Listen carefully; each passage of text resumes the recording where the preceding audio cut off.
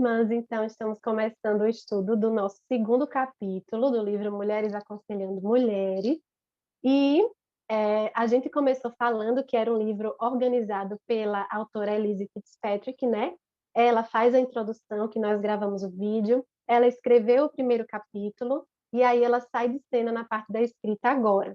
Agora a gente vai começar a desfrutar de outras autoras, cada capítulo escrito por uma autora diferente que vivenciou um tipo de experiência na vida diferente, né? E a autora desse capítulo aqui é a Janet Ricketts. Eu não sei se a pronúncia está certa, mas ela é americana, né? Então, é essa Janet que escreve esse capítulo aqui, tá? E o capítulo é: as promessas de Deus se aplicam a você. A gente vai parar para refletir um pouquinho se somos mulheres aptas para receber as promessas que o Senhor tem para as suas filhas, para os seus filhos, tá?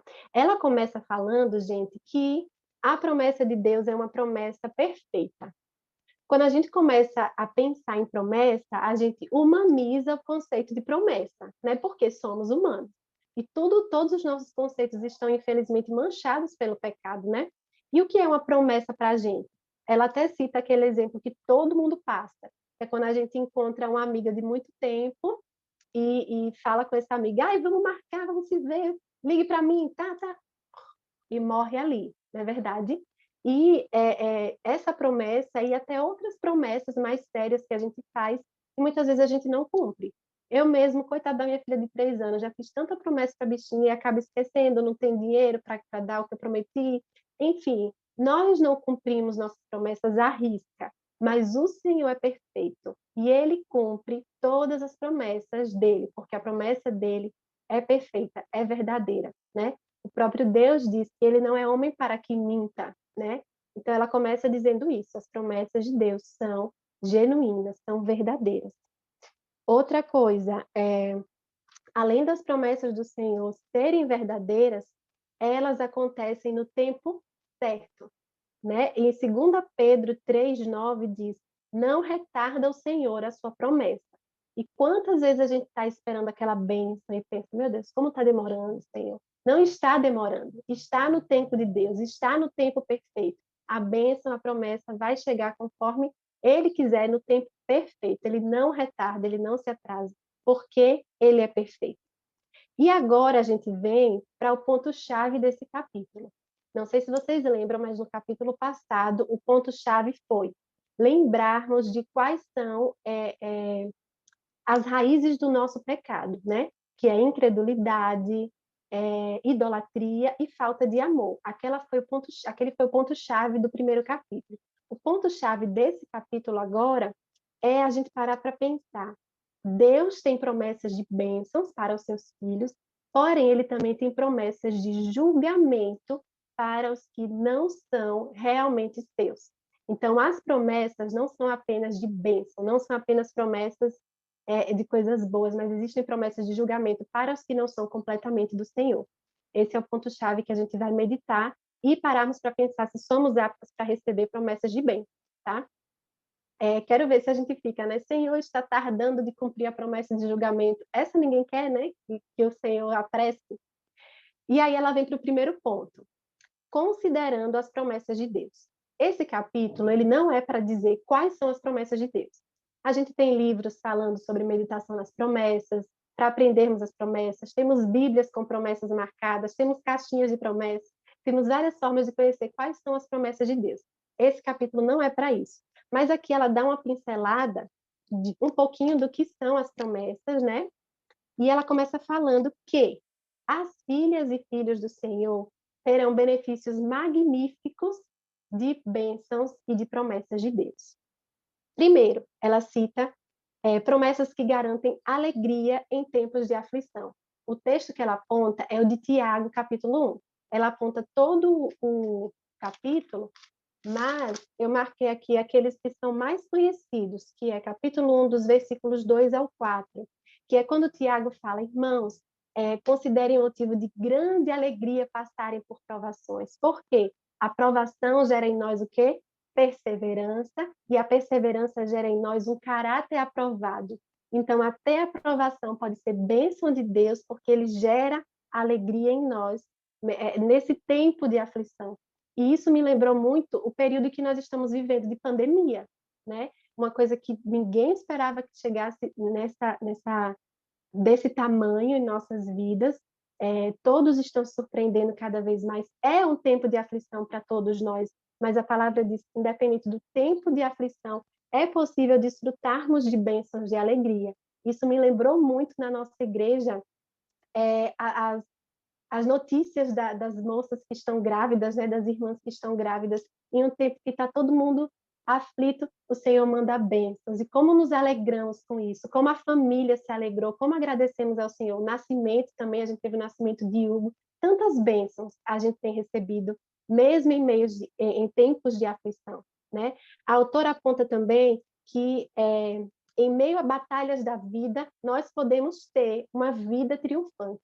E isso é fantástico. Quem não conhece aquele irmão, aquela irmã, que a gente vê, meu Deus, é uma pessoa iluminada por Deus, que é uma pessoa que sofre tantas batalhas na vida, mas que nós vemos a alegria e aquela paz que todo mundo já ouviu falar, que excede todo entendimento. E eu me lembrei também de uma irmã, acho que algumas que não conhecem, né? Que é a irmã Arabella. Irmã Arabella era uma irmã que, aonde chegava, a gente sentia o bom perfume de Cristo, e que todos que conheciam a vida dela sabiam que era uma irmã que sofria de muitas tribulações, mas ela tinha uma vida triunfante. É impossível conhecer aquela irmã e não sentir a alegria do Senhor, a vida triunfante que ela desfrutava em meio às aflições da vida. Então, isso é possível.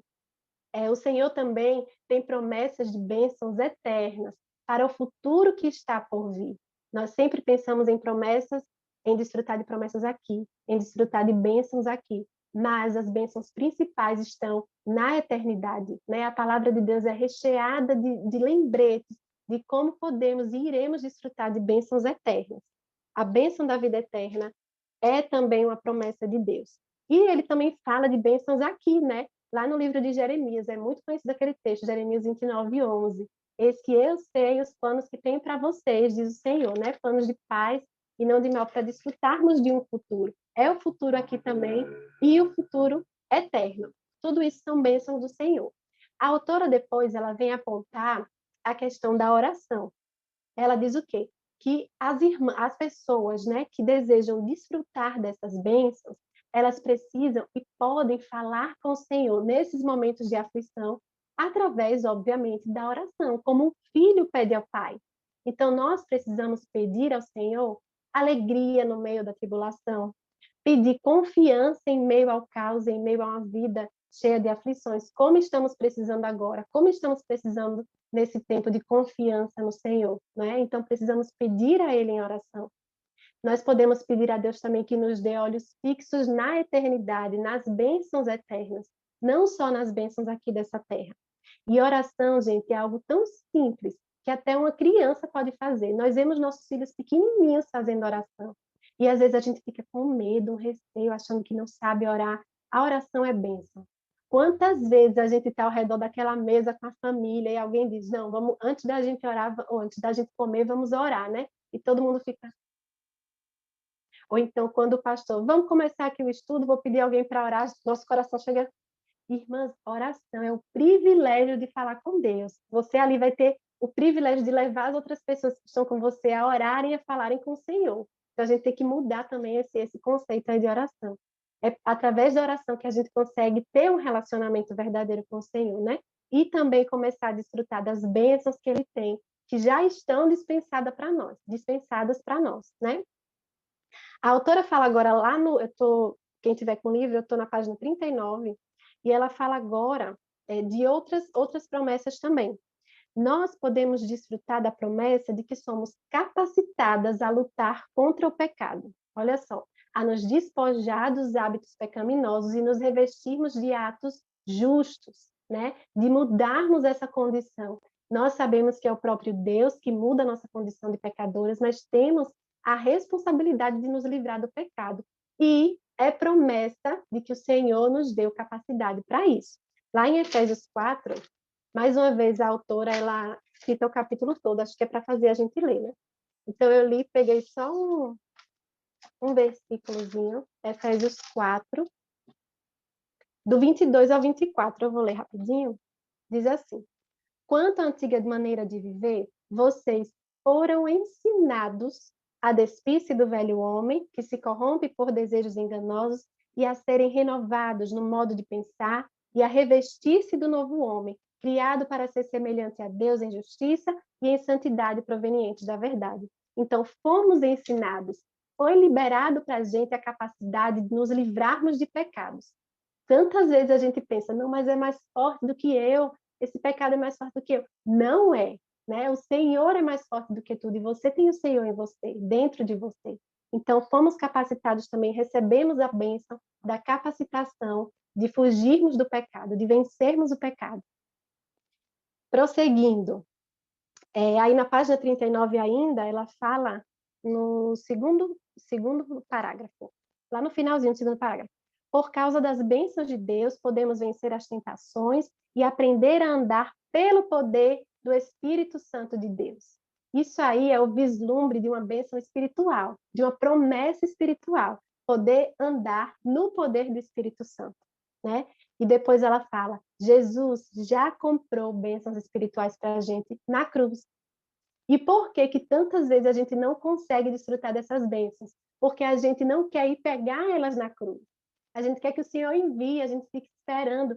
E as bênçãos estão em Jesus, na cruz. É lá que nós temos que pegar e desfrutar das bênçãos que já foram dispensadas para nós. Mas lá embaixo, no final do último parágrafo, ela diz assim: nenhuma das bênçãos do Evangelho será desfrutada por qualquer pessoa que não tenha o Senhor mesmo como a maior dádiva do Evangelho. O que é que ela está falando aí? Tem tudo a ver com o primeiro capítulo que estudamos. Ela está falando de ídolos.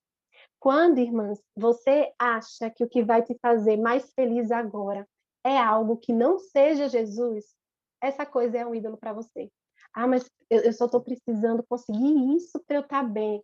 Saiba que você não vai conseguir determinadas bênçãos porque o seu foco está nisso e não em Cristo. Ele precisa ser o nosso maior deleite. Ele precisa ser o motivo da nossa maior felicidade e não determinada coisa. Então é aí que ela diz: só irá receber as bênçãos quem estiver no Senhor de forma total. E aí ela vem com algumas perguntas para nós. Jesus Cristo é a sua maior dádiva? Página 40. Você já aceitou ele como seu Salvador e também Senhor? Senhor é quem a gente serve durante toda a nossa vida. Jesus é tudo para você? Essas são perguntas importantes, porque as bênçãos prometidas na Bíblia, que estamos discutindo nesse livro, são somente para aquelas que amam a Jesus. As que não amam têm promessas o quê? De julgamento, né? E aí a gente vai começar a analisar se somos ou não essas mulheres que amam de verdade a Jesus. Ela pergunta mais embaixo: você pode dizer com certeza que as promessas e bênçãos de Deus se aplicam a você? Sim ou não? Deixa eu voltar. Agora vamos lá para a página 42, e ela vai falar um pouquinho sobre roubo de identidade. Quem são essas pessoas que roubam as identidades? Existem os ladrões de identidade, que é a identidade de filho do Senhor, né, de filho de Deus, e existem pessoas que roubam essa identidade. Porém, muitos desses ladrões de identidade não estão cientes de que eles realmente não são pessoas que desfrutarão dessas bênçãos. É um tema meio polêmico, mas vocês lembram daquele texto que Jesus disse que muitos irão para ele e dirão: Senhor, Senhor, em teu nome eu fiz isso, fiz aquilo? E Jesus responde: eu não te conheço. Então, essas pessoas irão a Jesus acreditando que elas merecem bênçãos eternas, mas elas não merecem. E a gente vai ver mais para frente por quê. Essas pessoas vão à igreja, essas pessoas fazem coisa em nome do Senhor, essas pessoas acreditam que são verdadeiramente cristãs e dignas de herdarem bênçãos, mas essas pessoas nunca mudaram nada nas suas vidas, nunca mudaram seus corações, nunca entenderam que tem ídolos sentados no trono do coração dela, mandando em tudo, e acham que são cristãs porque estão na igreja, porque leem a Bíblia de vez em quando. Então, elas realmente acreditam que são cristãs. Mas a Bíblia deixa muito claro que A mudança de coração é o que nós precisamos para servirmos ao Senhor de verdade. Então, a autora diz: a vida dessas pessoas nunca mudaram. Elas podem ter dado um passo inicial rumo a Cristo, em direção a Cristo, mas continuam a sua vida de forma indiferente a Deus. Não lutam contra o pecado, não tentam mudar. Né? Quantas vezes a gente vê pessoas que pregam lá fora, que falam bonito, mas dentro da sua casa a vida é um caos. E ela acha que porque ela tem um ministério lá fora, ela é digna, ela é verdadeiramente cristã. E isso é triste, é uma triste realidade. O próximo ponto é: e qual é a sua verdadeira identidade? Nós não somos ladras de identidade, não. Aí ela vem falando, né, que muitos afirmam conhecer Jesus, se identificam como cristãos, mas continuam a andar em trevas. Lá na página 44, ela, nesse tópico, ela vai falar sobre as parábolas que Jesus trazia para identificar isso, né? Para explicar às pessoas que isso existia. Tem a parábola lá em Mateus 25, que é a parábola das ovelhas e dos cabritos. Eu não vou ler aqui para não me estender muito, mas tudo está no livro com as referências bíblicas. Tem a parábola muito conhecida, que é a do joio e do trigo, e é impressionante de como eles são quase indistintos, né? O joio anda junto do trigo dentro da igreja, mas um é do Senhor e outro não. Nós conhecemos essa parábola e ela cita aí para a gente acompanhar e entender. E ela fala lá na página 45 que o próprio Senhor declara, foi o texto que eu acabei de comentar, Mateus 7:21. Nem todo que me diz, Senhor, Senhor, entrará no reino dos céus, mas aquele que faz a vontade de meu Pai, que está nos céus. Não existe mais crente que diz, eu não sei o que Deus quer para mim. Isso não existe. Nós sabemos claramente, a Bíblia sempre diz o que o Senhor quer para nós. E para começar, os 2 primeiros mandamentos: amar a Deus sobre todas as coisas, amar ao próximo como nós já nos amamos. Então, isso é primordial para começarmos a vida cristã. Então, amar a Deus sobre todas as coisas é entender que eu preciso deixar os meus ídolos de lado. E não é fácil. A cada dia que a gente vai derrotando um ídolo, às vezes ele levanta de novo, a gente derruba ele de novo. É isso que é a vida cristã, né? E é isso que Jesus está dizendo. Quem faz a vontade do meu Pai é quem eu conheço. Próximo ponto: os caminhos para as identidades falsas. Aonde é que a gente encontra essas identidades falsas? Igrejas liberais com novas tendências. Quando você vê assim essas tendências, já pode desconfiar. Igrejas muito liberais, já pode desconfiar. Nós sabemos a verdade, é por isso que a gente tem que conhecer isso aqui, a palavra de Deus, para sabermos discernir o que é verdadeiro e o que não é. Na palavra diz que até se um anjo vier lhe dizer alguma coisa que não está aqui, não escute, não acredite. Nada pode ser acrescentado e nada pode ser retirado da verdadeira palavra, da Bíblia, que é a nossa regra de fé e de prática. Então, quando você vê uma igreja muito liberal, quando você vê muita diversidade, um cristianismo com muita tolerância, já sabe também que é um caminho aí para identidades falsas, para cristãos com identidades falsas. Por último, e para mim mais importante, o acobertamento de pecados. Quantas igrejas fingem que não vê certos pecados, né? Quantos cristãos vivem em pecados e acreditam que podem continuar dessa forma? A Bíblia, ela faz exatamente o oposto. A Bíblia expõe o pecado e mostra a você, você está nessa condição. Só Cristo pode mudar a sua condição. Então a Bíblia faz o contrário, ela expõe. Quando você vê uma igreja que é coberta, que aceita, que usa versículos como venha como você está, o Senhor quer como você como você está. É verdade, ele nos aceita como nós estamos, mas quando nós estamos dispostos a mudar, a derrubar os ídolos, a acabar com a incredulidade, então ele nos aceita como estamos para que nós mudemos. Então, acobertamento de pecados é prova de identidades falsas. Lá no final, no último parágrafo da página 46, eu vou ler aqui o que ela fala sobre falso evangelho. Um falso evangelho é qualquer ensino que não enfatize que devemos nos arrepender de nossos pecados pela graça por meio da fé somente em Cristo. Qualquer outro evangelho é vazio e não tem um valor salvador. O foco precisa estar sempre em arrependa-se dos seus pecados. Eu sei que é bonito a gente tentar evangelizar uma pessoa falando do amor de Jesus, e o que ele fez na cruz foi amor mesmo, mas a maneira de levar uma pessoa ao verdadeiro evangelho é mostrar quem ela é. E ela é muito feia. E a gente é muito feia.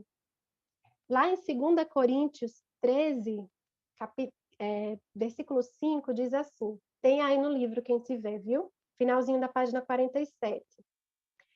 2 Coríntios 13, 5. Agora você pode ver por que a Escritura nos diz para, como 2 Coríntios 13, 5, examinai-vos a vós mesmos, se realmente estáis na fé, provai-vos a vós mesmos. E é isso que nós vamos fazer agora no próximo ponto, examinando os seus frutos. 1 João 15, versículos 5 e 6, Jesus diz, eu sou a videira, vós os ramos. Quem permanece em mim e eu nele, esse dá muito fruto, porque sem mim nada podeis fazer. Se alguém não permanecer em mim, será lançado fora, a semelhança do ramo e secará. E o apanham, lançam no fogo e queimam. Me gerou uma pergunta quando eu pensei nisso aqui, quando eu li isso aqui. E eu lembrei de uma aula que Marcos Melo deu para os adolescentes domingo passado. Qual seria a pergunta? Tá, existem pessoas que se dizem cristãs, mas no seu coração não são. Mas essas pessoas estão na igreja e muitas vezes fazem boas ações, fazem coisas boas, né? Que seria talvez o que Jesus está dizendo aqui. A videira que produz frutos, você vê que ela é genuína, né? Que está em mim, quem produz frutos. E como é que a gente vai poder separar esse trigo desse joio? Primeiro, não é nossa função, é do Senhor. Mas segundo, o esclarecimento que o Marcos deu na aula da UPA foi: existem boas obras que muitos que se dizem cristãos fazem e muitos até que se dizem não cristãos fazem, e essas obras podem até abençoar pessoas, mas a motivação no coração dessas pessoas não é de glorificar a Deus. Então, boas obras feitas por cristãos genuínos são feitas para a glória do Senhor e glorificam a Deus, apontam para Deus. E essas boas obras são só feitas por essas pessoas que não são cristãos genuínos, são apenas boas ações. E como eu disse, abençoam outros, mas não glorificam o Senhor. Não foram feitas para a glória de Deus. Foram feitas ou acreditando que vão conseguir um lugar no céu, ou acreditando que vão conseguir uns pontos com Deus, ou para mostrar para os outros que é uma boa pessoa. Vários motivos essas pessoas podem fazer boas obras, mas elas não são para glorificar o Senhor. Boas obras sem fé não adianta de nada. E fé sem obras também não. Isso está na Bíblia, né? Então, nós que somos verdadeiros cristãos, fazemos obras para a honra e glória do Senhor e nada mais. Sabemos que nada do que a gente fizer vai conquistar mais do que Jesus já conquistou por nós na cruz. Não é verdade? Deixa eu beber uma água. Eu tô rouca.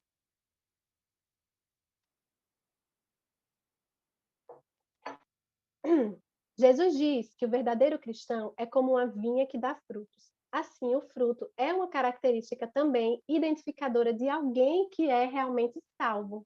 Mas existem sinais visíveis que vão validar a autenticidade da condição espiritual de uma pessoa.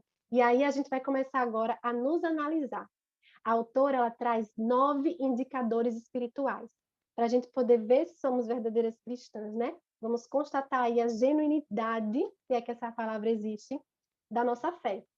E é agora que eu quero pedir para a Carol mostrar aí o slide, para quem não tiver com o livro, só acompanhar quais são esses indicadores de identidade espiritual. Indicadores da identidade espiritual. O primeiro indicador de identidade, acho que todas estão vendo, né?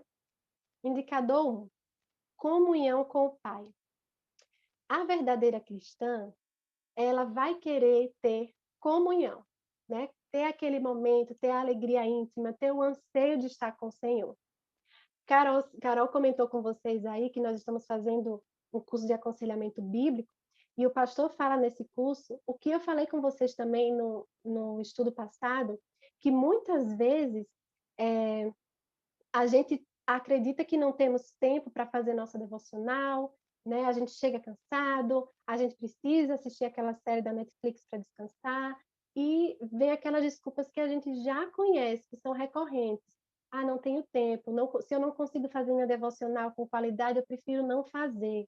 Isso, irmãs, infelizmente é prova de que o nosso amor por Deus não é suficiente para ansiarmos essa comunhão com Ele. Então, esse primeiro indicador, comunhão com o Pai, uma verdadeira cristã, quer estar próxima ao Senhor, né? Quer ter uma vida de oração, quer falar, quer se sentir ouvida, quer ouvir a resposta do Senhor. Então, esse é o primeiro indicador. Segundo indicador de identidade, confissão de pecados. Uma cristã genuína, ela tem uma visão bíblica sobre o pecado, né?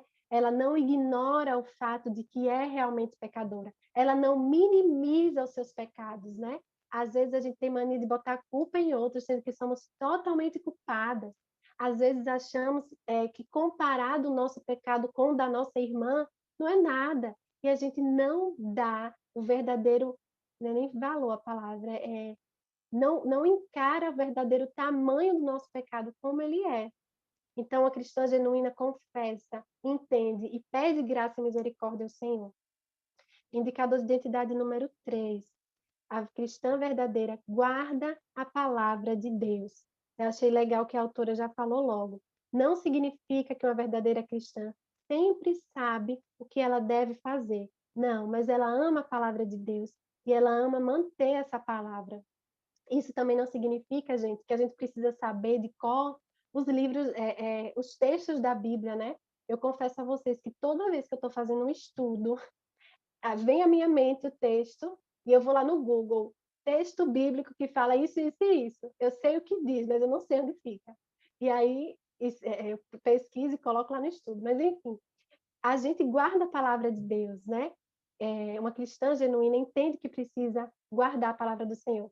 Olha que legal, quando a gente está orando, existe coisa melhor do que na nossa oração, o próprio Espírito trazer à nossa mente palavras da Bíblia, versículos da Bíblia, a gente ora falando a própria palavra do Senhor. Isso é fantástico, é poderoso. Então, uma verdadeira cristã guarda a palavra, lembra, memoriza, medita, né, na palavra do Senhor. Indicador 4. Amor pelos outros cristãos. O amor genuíno por outros é uma característica de uma verdadeira cristã. Eu achei legal que a autora aponta o amor pelos membros da mesma igreja. Claro, nós precisamos amar a todos, precisamos fazer boas obras com os necessitados, mas eu gostei que ela aponta aqui o amor pelos mesmos membros da igreja, porque a verdadeira cristã, ela entende que ali é a família dela, é a família de Deus, né? Não tem que existir esse negócio de olha para a irmã e vira o olho, ou não gosto de fulano. Pede a Deus que arranque isso do seu coração. Ame os seus irmãos da igreja, ame quem está lá com você na caminhada para o céu. Esse é o indicador de identidade de uma verdadeira cristã. Ela fala aqui, eu vou só ler rapidinho, a compreensão de que pertencemos uns aos outros, porque todos nós pertencemos a Cristo, cresce dentro do coração de todo verdadeiro cristão. Então, é lembrar daquela ideia de que somos corpo. Não é fácil, gente. Lembrem, eu não estou falando aqui porque eu sou assim, pelo contrário. Todas nós, como eu sempre digo, estamos aprendendo umas com as outras. Né? Então, é isso que a gente tem que procurar. Indicador de identidade número 5. Uma cristã genuína não ama mais o mundo. Tá, nós amamos um pouquinho esse mundo, mesmo ele sendo tão horrível como ele é. Nós gostamos do conforto, nós gostamos do que o dinheiro pode nos proporcionar, né? A gente gosta de desfrutar de certas coisas daqui. E como a autora fala, não é pecado desfrutar das bênçãos que o Senhor nos deu, tanto que Ele nos deu para desfrutarmos aqui na Terra, né? Só significa que essas coisas não nos satisfazem mais do que o momento com o Senhor, do que o próprio Senhor na nossa vida, né? Infelizmente a gente não vai desapegar totalmente desse mundo, né? Ninguém quer morrer, mas precisamos viver a vida aqui, como sempre falei, olhando para o alto, olhando para Cristo, sabendo que essa não é a nossa casa. Essa irmã, essa cristã recebeu novos desejos que consistem nas coisas de Deus. Só frisando aqui, no livro ela coloca textos bíblicos que comprovam tudo que ela está falando. Se vocês quiserem ler depois com calma, é bom que tenha essas ferramentas dos textos bíblicos, tá? Indicador de identidade número 6, amor pela verdade. Né? As cristãs genuínas desejam ser ensinadas e ouvir as verdades de Deus. E eu só lembrei dessa reunião, de cada uma que está aqui, deixando de fazer alguma coisa por amor pela verdade, por aprender, por desejo de conhecer, né, a verdade do Senhor. Mais uma observação. Isso não significa que quem é verdadeiramente cristã entende tudo que tem na Bíblia. Não. Significa que elas entendem que estão crescendo juntas em verdade e no amor pela verdade. E o Espírito Santo também vai nos auxiliando nessa caminhada. Identificador de identidade número 7. Tornar-se mais parecida com Cristo. Eu marquei aqui a palavra justiça. Lembrei. A palavra justiça, porque nós costumamos viver pela nossa própria justiça, né? Quando acontece alguma coisa, a gente quer avaliar, a gente sempre avalia nós sendo a juíza do momento. E a gente sempre acaba puxando um pouquinho para o nosso lado, né? Sardinha para o nosso lado. Ah, eu não sou tão culpada assim. E a gente quer julgar uma coisa pelo nosso juízo. E quando a gente tenta ser mais parecida com Cristo, entendemos que Ele é o juiz. E paramos para pensar como o Senhor veria essa situação, como ele reagiria, como ele aconselharia, o que ele faria. Então, ao invés de já tentarmos ser juízas, a cristã verdadeira, ela tenta agir como Cristo agiria, né? A autora diz, uma mulher que pertence ao Senhor é aquela que está crescendo no seu caráter. A cada dia se torna mais amorosa, mais gentil e mais paciente. Olha que lindo, né? Às vezes a gente está querendo arrancar os cabelos, mas eu tenho certeza que a mulher que decidiu se tornar mais parecida com Cristo, cada dia tenta arrancar menos os cabelos, né? Indicador de identidade número 8. Conflito com o mundo. Cristãs genuínas são odiadas pelo mundo por causa do seu estilo de vida piedoso e de obra justa. Eu já começo falando, abrindo aqui um parêntese que ela não colocou, mas que eu acho importante a gente conversar a respeito disso. Muitas das nossas atitudes erradas, a gente acaba dizendo, não, mas isso é só porque eu sou crente, isso é só porque eu sou cristã. Na palavra diz que a gente vai ser perseguido mesmo. E às vezes, em determinados momentos da vida, nós não agimos com amor, não agimos como deveríamos. Qual que é o mandamento que a gente já falou, os primeiros mandamentos? Amar a Deus e amar ao próximo. Então, amar ao próximo é tratá-lo com respeito. Precisamos aprender a nos posicionar, a deixar a nossa fé declarada, mas também tratar o outro com respeito. É assim que a gente vai ser sal e luz do mundo. Então, não existe essa desculpa de, não, eu estou sendo perseguida porque eu sou crente. Sim, o mundo vai odiar as nossas ações, né? Porque estão realmente cada vez mais contrastando com o que o mundo prega. E isso vai acontecer, a cristã genuína vai ser odiada porque Jesus foi odiado no mundo, né? Mas precisamos saber aí equilibrar. O Espírito Santo é um espírito de equilíbrio e moderação. Então precisamos saber ser sal e luz e também nos posicionar. E é nesse momento que a gente vai se posicionar que infelizmente seremos odiadas mesmo, né? O último identificador e indicador é o 9, e ela diz confiança na oração. Uma cristã genuína tem a confiança de que Deus a ouve quando ela ora. Isso me lembrou de uma conversa que eu estava conversando também com Carol, minha anfitriã aí, e nós estávamos falando sobre a situação atual. E a gente vê essa questão de leito, hospital tal tem tantos leitos e está com ocupação tal. E ela falou para mim uma coisa, Marcela, a gente não pode confiar no número de leitos que tem disponível para nós. Precisamos confiar no Senhor, que pode providenciar o leito que for. Não é verdade? Então, a mulher verdadeiramente cristã, ela tem confiança a quem ela está pedindo, né? Em quem cuida nela, ela confia na oração, ela confia na conversa, né? Na comunhão que ela tem com o seu Senhor. Isso não significa que nós não teremos dúvidas, que nós não vamos vacilar, mas, no geral, precisamos aprender a confiar no nosso Senhor. Por último, para finalizar, ela fala sobre certificar-se de sua identidade. E ela pede para a gente, você, irmã, promete testar-se para certificar se você tem um relacionamento pessoal com Deus? Fica aí esse pedido da autora. Se analise, veja se você tem esses indicadores. Infelizmente, a gente não tem eles por completo, Mas se estamos nessa caminhada, se entendemos que é uma caminhada urgente de derrotarmos os nossos ídolos, né? De acabarmos com a incredulidade, de gerarmos em nós cada vez mais confiança no Senhor que nos sustenta.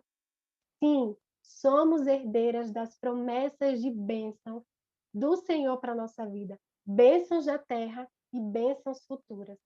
Se não, precisamos avaliar enquanto é tempo. Então, que o Senhor nos sustente, que o Senhor continue nos abençoando, né, enquanto caminhamos para o céu e nos aperfeiçoando, que é isso que nós estamos fazendo aqui. Então, é assim que eu finalizo esse segundo capítulo. O próximo é interpretando a palavra de Deus corretamente, tá bom? Eu vou fazer uma oração para a gente terminar de gravar. Então, oremos, tá? Senhor Deus, muito obrigada pela tua palavra. Obrigada porque o Senhor nos ensina no dia a dia, o Senhor nos ensina na comunhão com os irmãos, o Senhor nos ensina nesses estudos. Que momento precioso.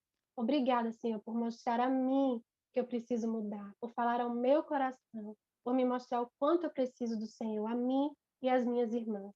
Te agradecemos por esse momento. Cada momento com o Senhor é um privilégio. Obrigada, Senhor. Pedimos que o Senhor continue trabalhando na nossa igreja, trabalhando na nossa SAF, nas mulheres da nossa igreja, para que possamos crescer juntas para agradar e glorificar o Senhor. Louvado e engrandecido seja o teu nome em nossas vidas. Nós te pedimos, te agradecemos e rendemos ao Senhor toda a glória. Em nome de Jesus e para Ele. Amém. Carol, pode parar de gravar?